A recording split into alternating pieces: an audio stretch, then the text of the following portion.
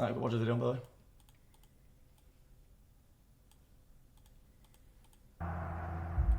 Adolf Hitler is giving a speech in a beer hall in Munich. Right behind him in the column, a bomb has been hidden away, and it is about to go off. The German carpenter and Nazi opponent Georg Elser has planned this moment for months. He knew Hitler would be here tonight. He knew when exactly the Führer would give a speech.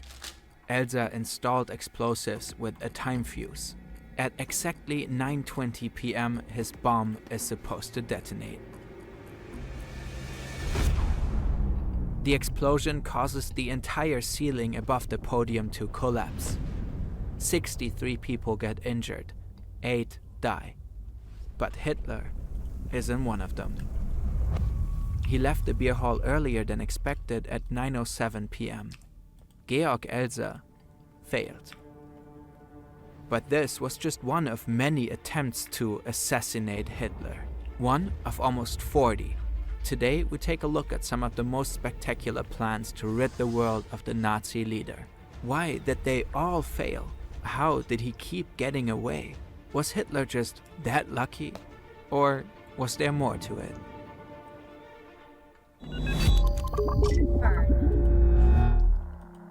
Interesting.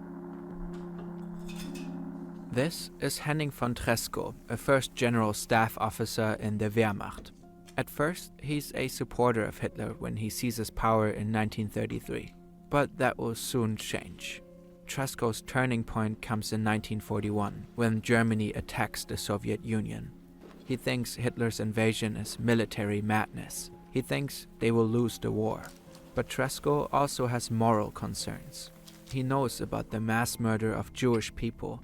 He knows what the regime is doing. A resolve forms within him. He's convinced that this mad dictator must be stopped at all cost. And in spring of 1943, Tresckow makes his move. He manages to persuade his commander-in-chief Günther von Kluge to invite Hitler to Smolensk in the Soviet Union. Here, Tresckow is stationed, and the Führer agrees. On March the 13th, 1943, he makes a... I don't want to cause controversy, Chad, because I never restudied that part in history. We studied more of the war. I always wondered, why kill him? Like, in a time of war, isn't there like needs for like manual labor and shit like that or whatever the fuck? Like why kill them?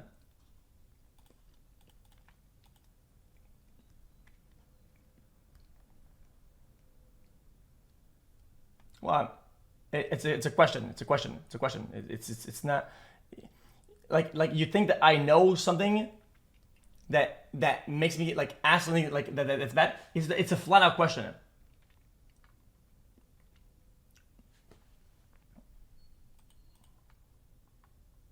So they already did manual labor. It's just doing people to feed and shit like that, based on his views or whatever.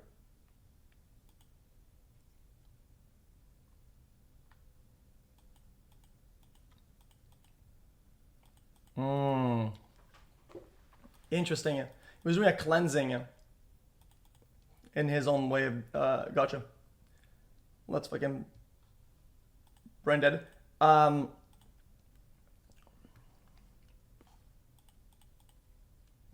Anyway. A stopover in Smolensk on his flight from Vinnitsa to his headquarters in East Prussia. At lunch, Tresckow asks Lieutenant Colonel Heinz Brandt, who is traveling with Hitler on the plane, for a favor. Brandt is to deliver a package containing 2 bottles of Control cognac to a friend of Tresckow's in East Prussia. Tresckow tells him that he lost a bet. Instead of 2 bottles of alcohol, however, the package contains a bomb with a detonator. Tresckow wants to feign an airplane accident. His co-conspirator Fabian von Schlabrendorf secretly activates the time pencil and then hands the package to Brandt. The plane takes off at around 3 p.m. On board are Hitler, Brandt, and the bomb. The bomb is supposed to explode within an hour. Schlabrendorf set the timer by crushing a glass vial filled with a corrosive liquid in the time pencil. The airplane should crash at about the height Oh of Minsk. no.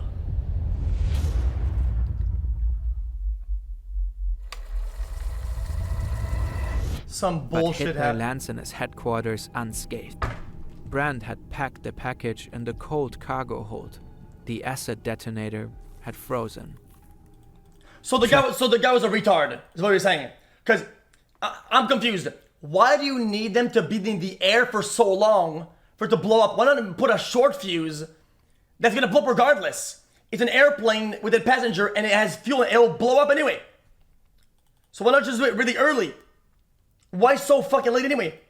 Tresckow immediately calls Heinz Brandt and tells him that he accidentally gave him the wrong package. The next day, Schlabrendorf flies to East Prussia, exchanges the package with 2 bottles of cognac, and defuses the bomb. What? With 2 bottles of cognac stay, Schlabrendorf flies to East Prussia, exchanges the package with 2 bottles of cognac, and defuses the bomb. Okay. Producing videos like this one takes a lot of time, and we actually deal with math and science quite a bit while building 3D scenes. A great way to approach such challenging subjects I'll let the ad is play a little Brilliant. bit. Brilliant is a platform that helps you learn new skills across various subjects like math, programming, and artificial intelligence. With thousands of interactive lessons, you can customize the content to fit your needs and work through exercises at your own pace, off an annual premium subscription. The link is in the description. Tresckow's assassination attempt failed, but he didn't get caught either. In fact, he was part of a sworn circle of military resistance fighters determined to kill Hitler, and they were far from giving up. A key figure in the group was Lieutenant Colonel Klaus Schenk Graf von Stauffenberg. Over the years, he became the Bro, imagine you gotta say this guy's name one tap without mistake, it's not to insult this guy. Colonel Klaus Schenk Graf And this guy's got some fucking, like, word spaghetti fucking name, dude. von Like, Stauffenberg. Over the years, Just he kill me, became man. the head of the military conspiracy. Tresckow and Stauffenberg were close companions, and they were always looking for a new opportunity to eliminate the Führer. They didn't have to wait for long. oh, 'cause Fast it's forward German. 9 months. Oh, okay. This is Axel Freiherr von dem Busche. He's an officer, almost 2 meters tall, blonde, and has blue eyes. He truly embodies the Nazi ideal. This appearance is supposed to provide him with the perfect opportunity to kill Hitler. Von dem Busche and a group of other soldiers are to present the new Wehrmachtsuniform to Hitler at his headquarters. Von dem Busche plans to use a hidden British hand grenade to blow himself up along with the dictator. But then in Berlin, a railroad wagon is destroyed by an Allied bomb. It contained the new uniforms. No uniforms, no presentation. The meeting is postponed. By then, von dem Busche isn't an option anymore. Just 1 month earlier, he was seriously wounded. One of his Really, legs bro? had to be amputated. Instead, Stauffenberg now wants the 21-year-old Lieutenant Ewald Heinrich von Kleist to trade his life for Hitler's death. The young lieutenant takes his time to think about it and agrees. Von Kleist is ready to do the job and prepares. But Hitler cancels the appointment on short notice. Okay, On good. July 7th, 1944, the presentation of the new Wehrmacht uniforms finally takes place at a castle near Salzburg. This time, Major General Helmut Stief is chosen as the assassin. He too is part of the resistance group. The odds of success are extremely Any of these guys thought about, like, the old school, like, pull up with a fucking gun and just pull? Like, any of these guys just thought, what if, like, the bomb with the vial, with the crack, with the thing, with the... What about just fucking pull the trigger, high. bro? An explosion at that distance is Pull up on nearly God. unsurvivable. It's the perfect opportunity. Then, at the last minute, Stief hesitates and backs out. Sure, he wants to see Hitler. Stief's the perfect opportunity.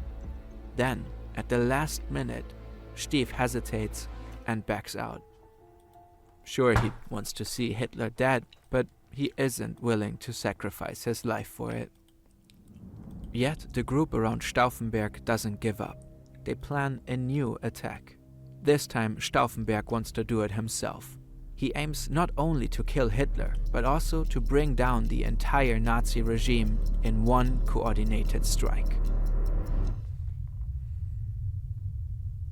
In the early morning of July 20th, 1944, Stauffenberg and First Lieutenant Werner von Haeften fly from Berlin to the Führer's headquarters. Stauffenberg is to report on the Eastern Front at a meeting with Hitler. It presents the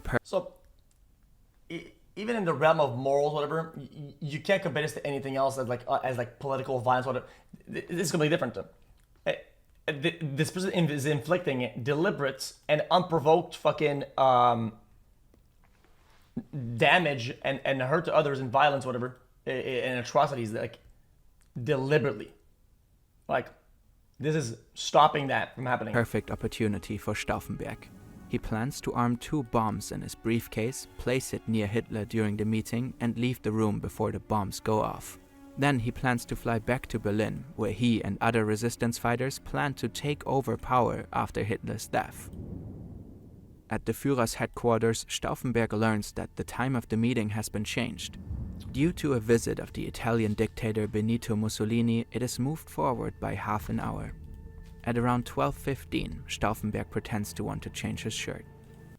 So, but what you're saying is that having a scuffed schedule all the time just save them every time. Together with Haeften, he wants to secretly activate the time fuse for the bomb before the meeting begins. But they get interrupted and told to hurry not to be late for the meeting. Therefore, they can only arm 1 of the 2 explosives. So Stauffenberg doesn't pack the second one and leaves it with Haeften. He then enters the meeting. He puts his briefcase down near his target at the end of the table. Hitler and the bomb are now separated by only about 1.3 meters. Stauffenberg gives his report and then immediately leaves the room, supposedly to make an important phone call. Everything is going according to plan. A few minutes later, Hitler leans over the table to further discuss war strategy, and the bomb detonates. Too easy! Stauffenberg watches the explosion from 200 meters away and is certain. Hitler is finally dead. He flies back to Berlin with Haeften to continue Operation Valkyrie. They plan to blame the SS and the Gestapo for Hitler's death. Then they want to take power and put an end to the Nazi dictatorship. But Operation Valkyrie failed. In the meeting room, the pressure wave caused the ceiling to collapse, and there's now a gaping hole in the floor where the briefcase once stood. The loud explosion ruptured the eardrums of almost everyone present. 4 people die, almost all of the others are injured. Only 2 people got off lightly. Because they were stacked up. Is Adolf Hitler. The fact that Hitler leaned over the table during the explosion saved his life. He was only thrown slightly upwards by the force of the explosion. If Stauffenberg had also placed a second bomb in his briefcase, the explosion probably also would have killed Hitler. With the failed assassination attempt on Chat, bait or mental retardation? Call it. Call it, chat. I know my call. To end the Nazi regime also fails only a few hours later. Stauffenberg and the 3 other main plotters are shot that very night in the courtyard of the Blender block. Those are the headquarters of the General Army Office, and it was the heart of military resistance. What? 200 are shot that very night in the courtyard of the Blender block. Those are the headquarters of the General Army Office, and it was the heart of military resistance. 200 other co-conspirators also get executed. It is the last known attempt to assassinate Hitler. On April the 30th, 1945, Hitler committed in the Führerbunker in Berlin. What? So tell me that not a single person in his entire security had some old distant family, old whatever, old wifey or girlfriend that was like Jewish or whatever, and he's like, man, I gotta do it for the squad. And friendly fired, nobody, friendly fired, nobody, 0. This much time, this much dog shit, this much people around them, and nobody did anything. It's just gonna tell you now. There's a level of loyalty that you'll never see anywhere else. Why did Hitler Ever. survive again and again? In old photos and video recordings, we almost always see Hitler walking around alone. That was part of his image as an invincible, untouchable dictator. But in reality, Hitler had made many precautions to protect himself. He had many highly trained bodyguards. A special security service checked all routes and locations meticulously before Hitler arrived. His whereabouts were top secret. He was always well protected when he traveled by train, car, or plane. He had his own pilot and cook. He always had his meals tasted by his personal doctor before he started eating, all to minimize the risk of an assassination. Besides these security precautions, Hitler pursued a special tactic. He allegedly once said, "Das einzige Gegenmittel ist ein unstetes Leben," which means the only antidote is an unsteady life. He often changed his routes, cancelled trips at short notice, came earlier to meetings than planned, or left events earlier than expected. We don't know if and how a successful assassination would have changed Germany's history.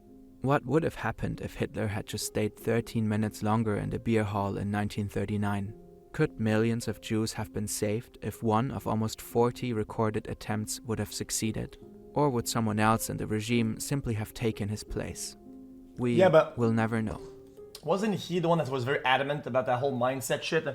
Was that like a method that was like rampant or like spreading, but this guy was just more adamant about it or whatever? Or I feel like it was more his thing. I think it's what separates him and other big bads in the world, is that was really his shit. They propelled throughout the whole thing. I'm interested. Just so many questions, brother. Okay, here it comes. Yo, this is X on the beat, yo. Okay. Oh, my voice as well. That is. Anyone knows that boy? I don't know, he's just so soy. Anyone knows that boy? I don't know, he's just so soy. Okay, that was pretty good. Cool.